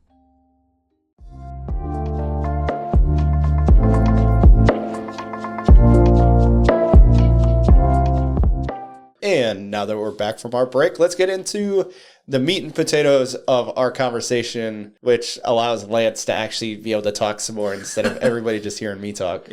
Yeah, I mean, you had a shit ton of great information, so actually that kind of is more of the meat and potatoes of this episode, but now let's just get into some more of the casual talk that we can have together. Yeah, because while I don't mind talking, an hour plus of talking is a lot. Yeah, that's a lot of time. Don't blame you at all. But, as always, do you have a favorite character? Yeah, there's a couple characters. I wouldn't say favorite. I am very, very interested in quite a couple of them. Okay. I'm going to start with the big one. I'm very interested in Badigadi. Okay. He's got my interest because he's considered the immortal god, and he's engaged to Kisharika. And I also say this because earlier in the season, when he was going on that scale hunt expedition, and they were in that cave, and there was that rock statue in the underground, and there was like, that resembles Kisharika.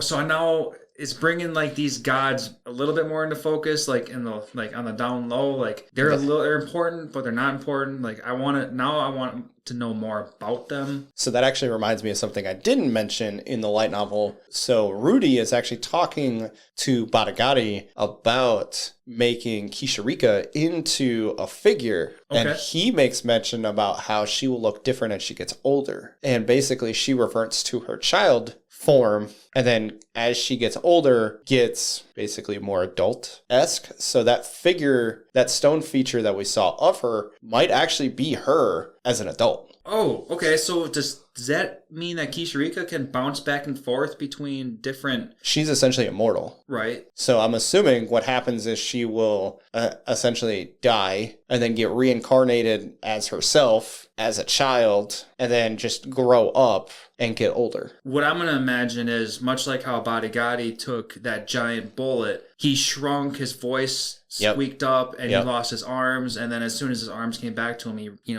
got back to his giant ass self. So did Kisharika get into a giant battle, lose so badly, and that's why she's in the childish form that she is in now? I think they make mention how she was reincarnated. Oh, so that's why you went the reincarnation route? Yeah, because she talks about how she doesn't have all of her eyes. Well, she also talked about how she said, in this life, I am already engaged. She said a different word than engaged, but when she was about to give Rudy a present instead of the eyes. Yeah. Like, oh, in this life, I am already engaged to someone. Yeah, it's a different way to say engaged, but yes. Yeah.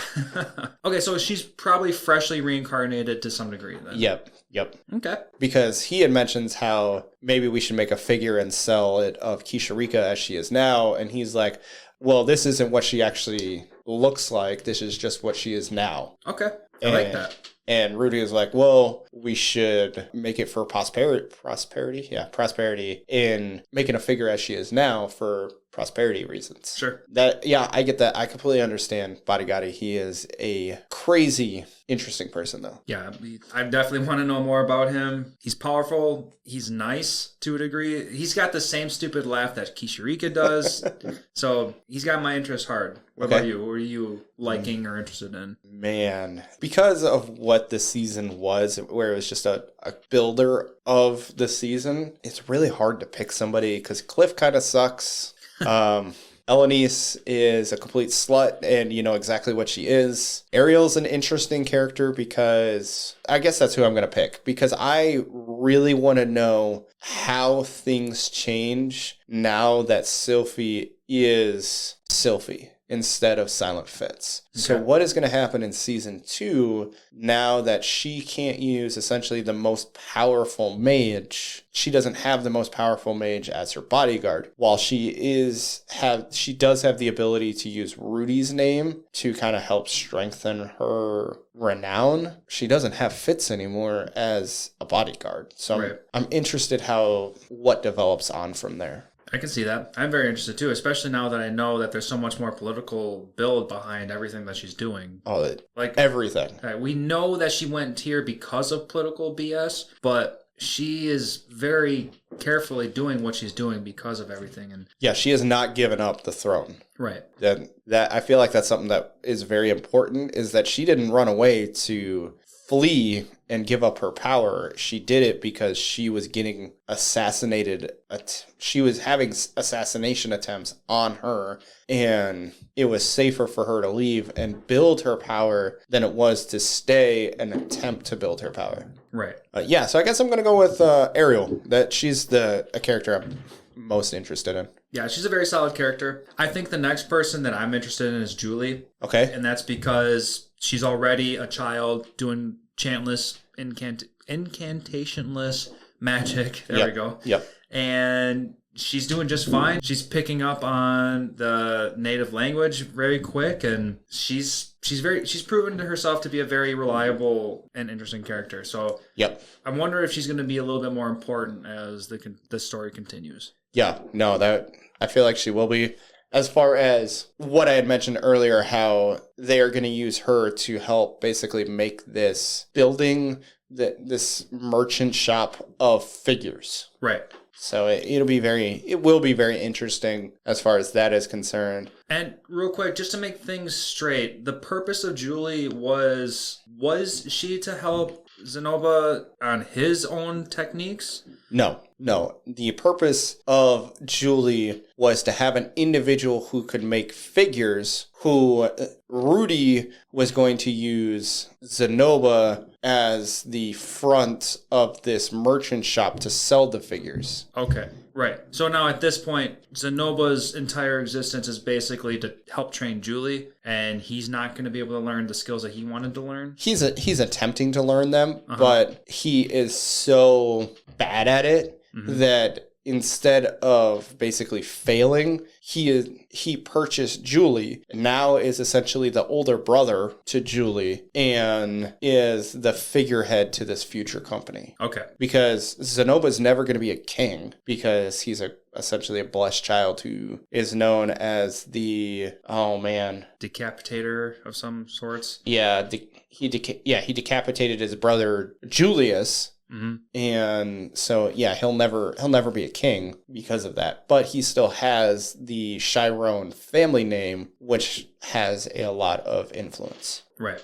Okay. Another relationship I'm very curious about is going to be Luke and Rudy. 100%. They're crossing paths here and there. They definitely talk about how they share the Grey Rat name, but they never talk about like their relationship together at any point in time. So yeah, I am very interested too. Are they ever going to have a conversation? Are they ever going to be like, hey, we should work together on some kind of thing?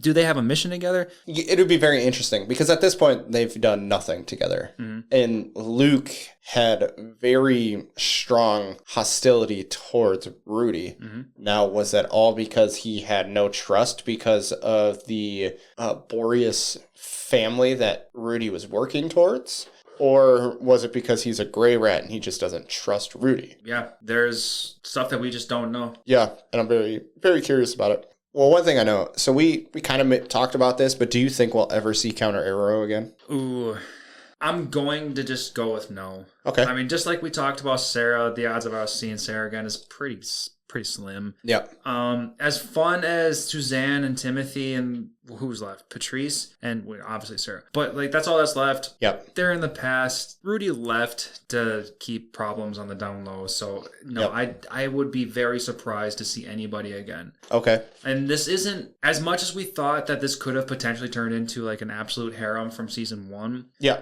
Sarah making a future entrance to be part of this harem is, especially now that we know that he wants to marry Sylphie.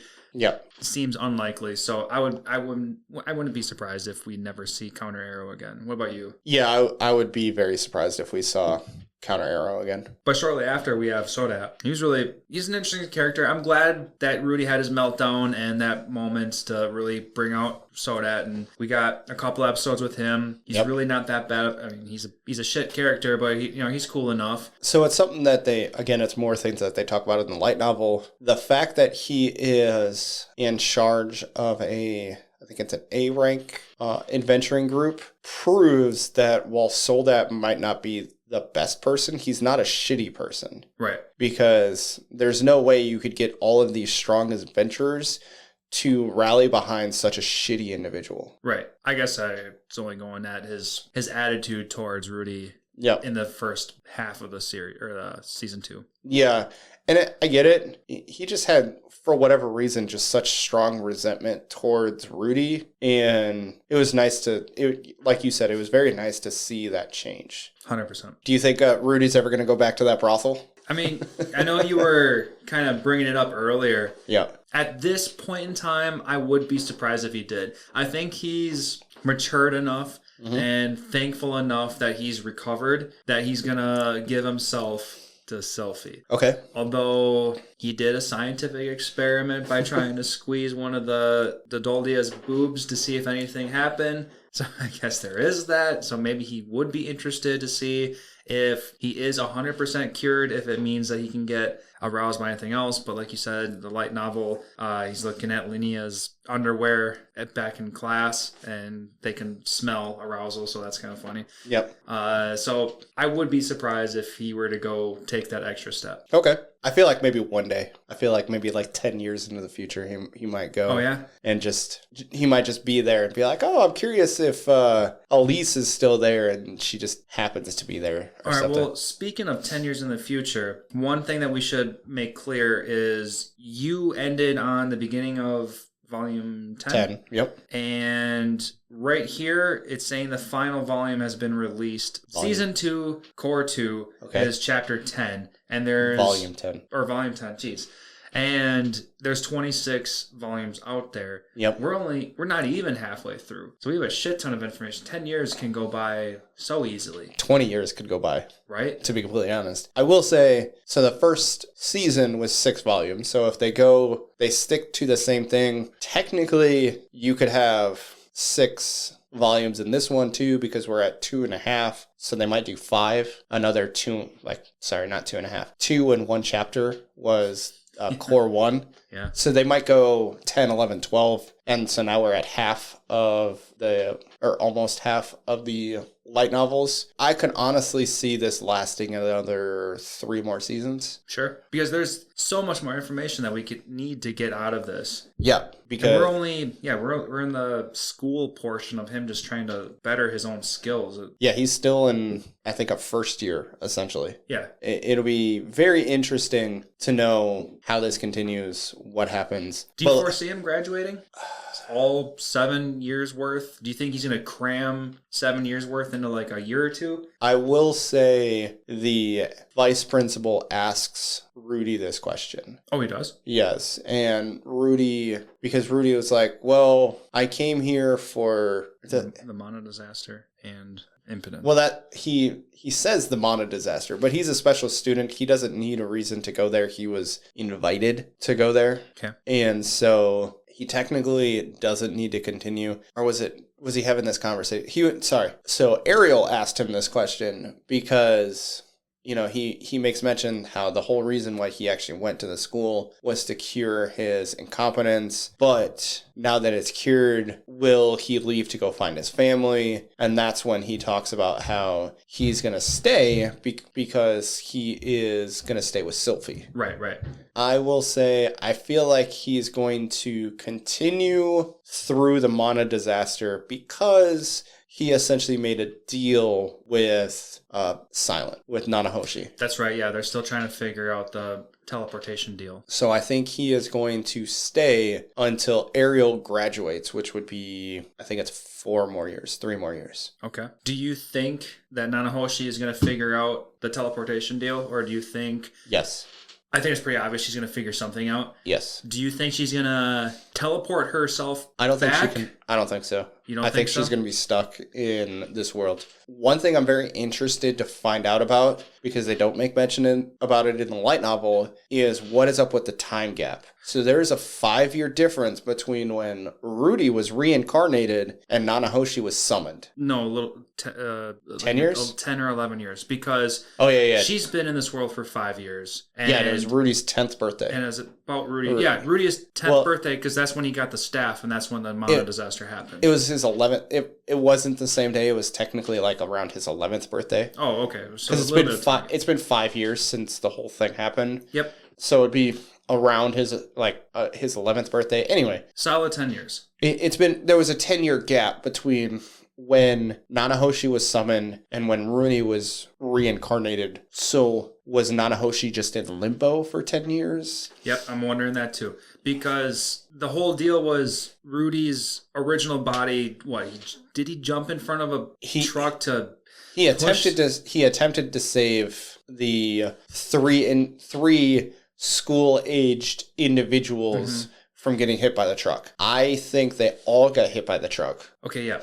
That's what I'm starting to think too. Also, why did Rudy get reincarnated and now we know Nanahoshi got summoned? Like, what happened here? Right. Maybe the teleporting isn't necessarily teleporting, but rather, I can't think of a better word than reviving a ghost of some sorts from another realm. Okay, interesting. One thing we do know is that there is teleportation in this world because they make mention about it when Rudy asks Nanahoshi how her and Orsted were able to travel the world in a year. Oh, yeah, that they were able to teleport. So teleportation is not something new, and they do talk about it in the light novel about that book. Basically, there's a couple different versions of teleportation where it's from like point A to point B, and no matter what happens, you always go to this point B. Another one is like point A to point random, where you'll hit this teleportation circle and you'll just go wherever. And then there's one where you can go back and forth between. It's almost like a portal. You can go back and forth between summoning circles. Okay, so that's like an open door policy right there? Essentially, yeah. Okay. And like a never closing? Like, do you think that there's a random open portal that's just... It's all in this cave. So the book that Fitz recommends to Rudy, they talk about how there's this cave, and within the cave, these adventurers were trying to, I think they call it the teleportation cave, that they were trying to navigate, and they kept hitting these traps, and then they figured out that this trap was a summoning circle, and it would bring you to like floor 4 to floor 7. Mm-hmm. And then there was another one that would bring you, so that one would always bring you to floor 7. And then the other one would always, it would be a random location every single time. And then this other summoning circle would always bring you from like floor 1 to floor 4, but then it would also bring you back from floor 4 to floor 1. So it was literally a portal to go back and forth. But other than that, like they know nothing about how it works. It just so happens that like Orsted is just powerful enough he can't even explain himself. It's just common knowledge to him. It is common knowledge to him where these natural summoning circles are, but because Silent or Nanahoshi never had a map, she had no idea where these things were. She just followed him. Right. Yep, that's what she was explaining. And so I'm curious if in season 2 we find out more about these. I would like to know, because that's clearly what Nanahoshi is doing with all of her free time. Mm-hmm. She's attempting to get reverted back to summoned to her original she's trying to world. Go back to home. She's exempt from all of her studies, period, so she can put all of her time and effort into all of her studies. Yes. So that's cool on her part. Does the anime make mention that she uses Orsted's name? I don't think so. So that's basically why she's super exempt from everything, is because she uses Orsted's name. That would explain why she's exempt from everything. And then they also make mention how she's the reason why they have like chalkboards and... Yep, they made that mention. That was really cool. Yep. Rudy was like, this makes me feel like home. Yep. And so the reason why they have uniforms and a bunch of other stuff is because of her. Okay. So this is a relatively new concept to the school itself. Yep. It actually started the year Rudy started. Oh, for real? Yeah. Oh, interesting. Okay. But I'm very curious about season 2. Core 2 Anime Show had posted a teaser of Core 2. You saw that, right? I think so, yeah. Where it's Sylphie and Rudy next to each other in front of this house. Yeah, this sounds a little familiar. So that's the teaser for Core 2, which will be in spring of 24. Yep, and this website says April 2nd, 2024. Okay, cool. Will be 13 episodes. Or excuse me, episode 13. Yeah. I'm very curious. Well, I guess let's get into season 2, because I feel we did talk a lot about season 1 or core. We talked a lot about Core 1 already. Mm-hmm. So do you have any expectations as far as Core 2? I do have some expectations. Besides seeing them walk side by side together? Besides seeing them. I do expect Sylphie and Rudy to have a relationship and consummate and be a legit couple. Do you think they're going to get married in Core 2? Kinda, yeah. So remember, they are adults. They are adults in their world, yeah. Yep. So, like, I would not be surprised if they officially make themselves, proper. Okay. But I do... Proper. What I was thinking the past couple of days when I'm preparing for this conversation, I do have a little bit of a thought. Okay. And I think at some point, Sylphie's going to die. I do not foresee her living throughout the entire series. Okay. Interesting. I'm just going to say no, I don't believe so. I think she's just too vital of a character. Oh, yeah? I feel like this is going to be a show where like this super, super, super important people aren't going to die. Okay. I'm only saying this because we still have Eris and Roxy out there. Mm-hmm. And of course, he still has love for them. Mm-hmm. And... But he practices a religion in which he's worshipping panties, so I feel like the amount of wives he has doesn't matter. Okay, so you think he might potentially want to have multiple? Yes. Okay, I can see that. But at the same time, I think the respect and religion of Roxy is going to stay the way it is. Okay. I think Sylphie's going to die, and he but ultimately ends with Eris. Okay. And I think that's the conclusion. I don't know. That's just how I feel right now. I just feel like I just need that drama. There needs to be drama. There just always has to be something crazy in order for something to stay interesting. I think they're going to pull something interesting not from that. I feel like Laplace is going to come into place. I feel like we're going to get more about Man God because we could find out that, I don't know, Man God is actually Laplace. Ooh, very interesting. So I like that. That could be something. I feel like they're going to pull the very interesting things from these higher powers and not from Rudy's love interests. Very true. I can see that. Let's let the gods, start to poke at each other before. Yeah. Okay. I do think Rudy's ED is going to play into the effect of why he gets married to these women, because I feel like he might try and go to a brothel or he might try and stay aroused and it doesn't work. Mm-hmm. And so he's going to be like, all right, well, I can literally only have sex with these 2 or 3 people. So these are the people I'm going to get married to. I just think that Sylphie will pretty much do whatever Rudy wants. Yeah. So yeah, she's made that pretty clear. She's pretty flexible. So I feel like she is going to be willing to share Rudy with others in the sense of Eris and potentially Roxy. That one I don't know about. It's hard to try to throw Roxy into this. It is very hard, but Roxy has never shown any interest in anybody else, but she always talks up Rudy. Mm-hmm. So I wonder if maybe when he gets older, she's going to view him as an adult and be like, oh, well, maybe these feelings I've always had for you were not always, but these feelings that I have for you now are because, you're this amazing person and I actually want to be with you kind of thing. Right. And we're talking, I don't know, 10 years from now kind of thing. Like maybe a timeline is Sylphie and Rudy get married and then Eris, I guess, comes into the picture. And then, they finally come and actually meet up with everybody within Rudy's whole family. And then Roxy's there. And now he's got this whole connection with Roxy. And then something crazy happens. He needs Roxy's help and Eris's help. And then, I don't know, this love square happens and they're like, you know what? I don't care about anybody but Rudy. And Sylphie's like, well, I guess I can share with you two because, she's already had sex with him. So what's one more? And then yada, yada, yada kind of stuff. Sure. I don't know. I do feel like his ED, it has to play... Like, we spent way too much time with him being incompetent for it to not place something in the future. Yeah, that's a good point. To spend half a season, more than half a season. To spend 2.5 books Yeah, that too. On him being just incompetent. I feel like he's going to be able to convince the women in his life that there's a reason why I can be aroused next to these women. Mm-hmm. So, I just have to stay with them. Yeah, I don't know how to separate them other than killing one off. That's why I said Sylphia has to die or something. Or maybe Eris dies, and that brings him down another sad path or something. I don't know. She's way too strong. I feel like she's going to be way too strong. She is really strong. I can't see her losing. Unless she goes up against a god. I feel like she's going to be a god tier swordsmith. I feel like that's going to be her path.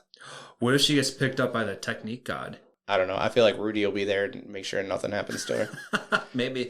I feel like it's going to be awesome battles, but I feel like the end of the series is going to end, or somewhere towards the end of the series, it's going to be one square love fest of Rudy gets his harem. You think it's going to be some kind of happy-go-lucky harem? Yeah, I think he's going to get his harem. Now, I'm not saying that people, like, Rouger might die. Like some. Oh, Rouger, we need him back. Yep. I feel like what you're getting at is true, where something has to happen, but I don't think it's going to be the 3 women in his life. No? Okay. I feel like his dad's going to die in front of him or something, and then that's going to, like, really kind of... Because while Paul wasn't the best father figure, he was still a decent father figure to Rudy. Right. And I feel like that's going to be, like, maybe Orsted is going to kill Paul for whatever reason, or some other god that we don't know about is going to kill Paul. Zenith? Yeah, Zenith is going to actually be in trouble, and she's going to die, and that's going to cause Rudy to have some rage or something along those lines. Well, that was going to be one of my next questions is, Core 1 started with the mission of finding Zenith, and then we ended with putting her on the side to do all of our other... Because she's quote-unquote safe, yes. Exactly, because she's safe. So that was... What I was going to lead into is, do you think, scratch that, how soon do you think it'll be before we even see her? Oh, man. Season 3. Yeah, I do not plan on seeing her at all for Core 2 Season 2. I think they are going to do a lot of political stuff within Season 2, Core 2, intermingled with Rudy and Sylphie's relationship. Right. So I think they're going to basically time skip stuff and having Ariel graduate, and then that's when they're going to go on their ways. Like the end of Season 2 is going to be Ariel and Sylphie departing from each other. I can see that 100%. I think their relationship is essentially done. They'll have the political standards with each other, but at the end of Season 2, I can see them just... I think it's splitting, the beginning is going to be Sylphiette is going to come out as... Fitz is going to come out as Sylphiette. Oh, yeah. Do you think that Fitz is going to reveal, or do you think Fitz is just going to disappear? No, I think she's going to bring up the fact that Fitz was actually Sylphiette. To the common public, or? To the school. Because remember, the school is everything Ariel is using to gain political power. Right, but, okay, I'm saying this school still seems a little vague to Renoa. Every single student, or to the higher-ups? I think everybody, because basically anything that happens within Ariel is happening to everybody, including the Magician's Guild. Okay. Just to be upfront for being a public figure? Yeah. Okay. So Fitz is going to come out as Sylphiette, and then there's going to be a bunch of drama that happens around that. But it's going to be like, oh crap, now we have Silent Fitz and Rudy together. They are backing the princess, so now it's going to be a lot of behind-the-scenes political things that, we have Quagmire Rudy as this super strong, I think he's an A-ranked adventurer, on top of Silent Fitz, who was able to take down... on top of Rudy, who was able to take down Batagati with one attack, with Silent Fitz, who is now actually Sylphiette. They're this super strong couple who backs Ariel, and then she's going to use that as a power, struggle's not the right word, but a power move to help her kind of gain influence in other locations. I like it. And it makes complete sense, yeah. She needs support behind her, so this is the perfect way to do it. Yeah, I feel like that, because of how Season 2 Core 1 ended, I feel like that political-esque is going to play a part in Core 2. Yeah, it makes complete sense. Because remember, Sylphiette is still enrolled in school, so I'm curious if she'll can graduate with school. Oh, yeah. Because they could pull some BS and be like, oh, well, you're not who you said you were, so we have to expel you because you broke our rules or something like that. But remember, when Rudy tried to figure out if Fitz was a boy or a girl, they were like, the people were like, yeah, you don't need to know, essentially. Well, that too, but then Fitz ran out, I'm a man. But now Fitz no longer needs to act as a man, so it doesn't matter what Fitz/Sophie is. That's very true. I mean, as long as it gets revealed like that. Is there anything you're looking forward to for Core 2? I mean, I said some stuff. The stuff I said, I expect like in the season 3 kind of stuff. Yeah, everything you were talking about is definitely future-esque. Yeah. Core 2, I do kind of expect a shotgun wedding kind of deal. So she's going to be pregnant? Maybe. I mean, she's already talking about accepting babies. As many as you want. Maybe Rudy's just so happy he can finally get it up. He just goes crazy. Whatever. Anything can happen. Yep. They can just do their thing. Literally. And I do expect a lot more political shit coming out of Ariel, like we've been talking about. Okay. But then there needs to be some kind of drama. So the drama needs to be maybe the school getting attacked by something. Maybe. I know we had talked about it earlier, but what if Eris comes back? What if that's the drama that happens is Eris shows up? Maybe not to the school. I think if Eris is going to play a role, it can't be at the school grounds. I think Rudy would have to go to another location. Okay. As like some kind of weird mission. He would be standing in front of this giant building. Or something like that, yeah. It's more, I'm looking at the first episode, that essentially teaser of what Core 2 is. Yeah, the thumbnail of what Core 2 is, and it's them standing in front of this building that has nothing to do with Renoa University. Okay. So... And then maybe Sylphie's got a pot belly, and then Eris sees that, gets mad, and stomps off because she feels like she's ready to be with Rudy again, but here he is settling. And now it's completely opposite. Making babies with others. Mm-hmm. Okay. But they're both nobility, so, having bastard children is nothing out of the ordinary. That's true, too. But... That's kind of it. I don't know what to expect out of Season 2. Season 2 is just going to be some big build-up to Season 3. And Season 3 is just going to be some pure action bullshit. Okay. Well, not bullshit. Not bullshit, but I meant just casually saying that. But Season 3, I think, is going to be intense. Okay, I can completely understand that. It is a lot of unknowns, because we don't even have any, trailers for Core 2. At this moment, I mean, this isn't going to launch for, another month or so we'll see, but... April. So, yeah, we have till not this season, but next season, because it'll come out in spring of 24. Right. So, yeah, but it'll be soon enough that our listeners could... see some kind of teaser. Yeah, because I'm trying to talk in the future while in the current. Yeah, it's weird. We're predicting. Yeah. Did you have a favorite moment in Core 1? I don't know. I think I'm going to take the sappy route with this one, and I'm going to go with Sylphie revealing who she is in the cave. Yeah, it was a very strong moment. I completely get that. I'm pretty sure I had some chills the first time I watched it, because it was heart-wrenching. Mm-hmm. That whole thing, Rudy going through everything was very touching. While this core was really good, there just wasn't a whole lot. It was building. Every episode is building towards something, and not just Rudy getting a boner. Like you had said, I feel like this whole season is building towards Season 3 as far as action and anything else that's happening, because I don't know what's going to happen in Core 2. I want to say, if I had to pick a favorite scene, man, there's just nothing that sticks out. There's literally nothing that sticks out in this entire season. I mean, that's totally fair. This is all just a casual buildup of learning Rudius, his growing process, finally figuring out Sylphie. Yeah, besides what you said, there's no real, true, memorable, oh my God, this is the best scene. There was a lot of good parts of the season. There was a lot of information that was necessary and important, but there was literally nothing that was oh my God, this sticks out for whatever reason. Right. One thing I will say, so this is from the light novel, and the only reason why it sticks out at all is just because it's 100% Rudy, and it's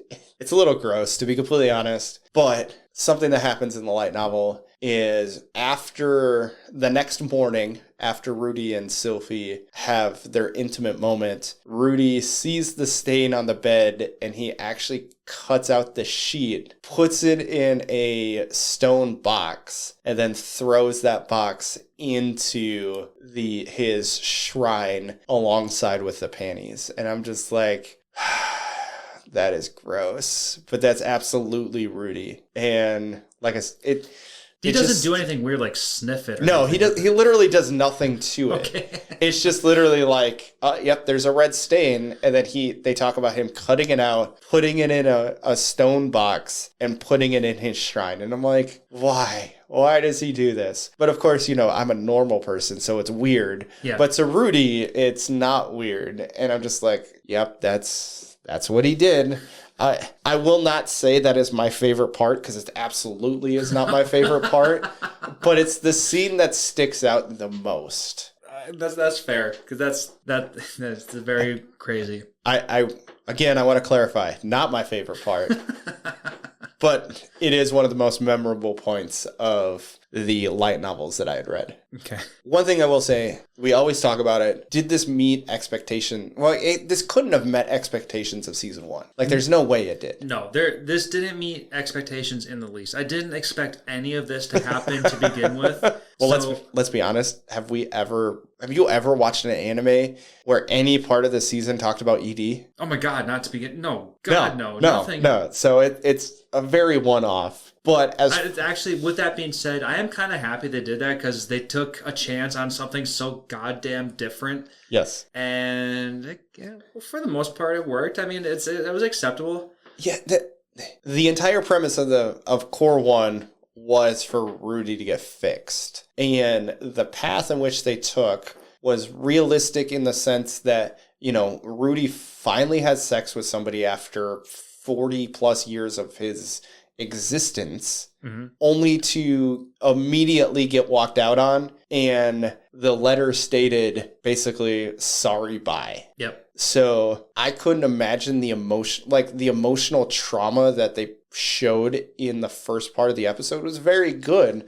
Like, not saying it's realistic, but it was very good. You could feel for Rudy during the entire part. And then, him having his moment with Soldat where he's drunk and starts not really beating the crap out of Soldat because it didn't really do anything to him, but just punching the crap out of him. Just getting some steam off. Yeah, and that was very heart-wrenching, and it was kind of realistic where it's like eventually, you break down and you lash out, and that's what happened. And then the end where, he's finally, he thinks he's cured, and then it takes alcohol to actually cure him. And it's just, the premise of the season was crazy, but the way they did it was just, I thought it was very good. Right. Yeah, everything worked out just fine. And, for something so weird, this didn't make me think any less of it. Yep. In fact, I'm still looking forward to what happens next. And the way they portrayed everything in Core 1 still leaves me on a high note. Yes, I will say I understand people's gripes about Core 1 only for the fact that season 1 was so amazing, and then you go down this, I'm going to build everything up, and I'm going to be depressed because I'm limp. Right. So I get it. I understand people's complaints. I thought it was a very good season. Right. Yeah, I agree. Not even close to Anime of the Year worthy, but still very good. Yeah, I'm with you on that one. There's no way ED can win Anime of the Year. It's just not up to the challenge. I do agree with you. If you love season 1, like absolutely love season 1, you're going to look past like the slowness of season 2. This is going to be one of those where it's like, if you watch it in a quick succession, it's good. Unlike when we watched Bleach Core 2, where essentially binge watching it kind of reduced the quality. Binge watching this kind of elevated the quality. Right, because you're able to, the story just constantly flowed. Yep. There was a couple peaks and valleys, but nothing was so extreme like Bleach was, like where those peaks were so high and they plateaued high, and there was no way to bring it back down to make you appreciate the next battle. Yep. This one was just constant flow. This almost touched on slice of life in a way. I can see that. only to build on to like the next shonen burst in Core 2 that I'm expecting. I have a feeling... Maybe not a burst. Season 3 is definitely going to be a burst. Season 2. Yeah. I feel like so all of season 2 is going to be like building, and then season 3 is going to be just a punch in your face. Right. So, yeah, this was a very well done season, but it wasn't like a drop off like how season 2 of Shield Hero was, but it was definitely a drop off comparatively to what season 1 was. Agreed. Now, caveat, Core 2 might be just absolutely amazing and completely rebound what Core 1 kind of lacked. Maybe. I would be surprised. I think the tempo that Core 1 had was doing just fine. Yep. I don't expect a drastic difference. Yep. That being said, of course, they can up it up a little bit. Literally. All right, so with that being said, our thoughts are concluded. Hopefully everyone enjoyed our conversation. Hopefully everyone enjoyed the light novel part versus the manga part, because Matt spent a lot of time really digging into the original source, and he had a lot of fun time. A lot of time. We'll go with that one. A lot of time. It's a lot of time to read a light novel. So yeah, hopefully everyone can appreciate these differences, and hopefully it makes us stand out enough. So please give us a 5-star rating on whatever platform you're listening to us on, because that would help us a lot. Also, follow the Anime Show on Facebook and Instagram. Stay up to date on everything anime related, because they post stuff daily, and they got stuff that not every other page has. So lots of great information. And if you want some more of our content, follow us on YouTube with our Short Flights series. In our Short Flights, we cover hot new anime that's being released every single week, and we have a great time doing that. And with this being said, we will catch you guys next time.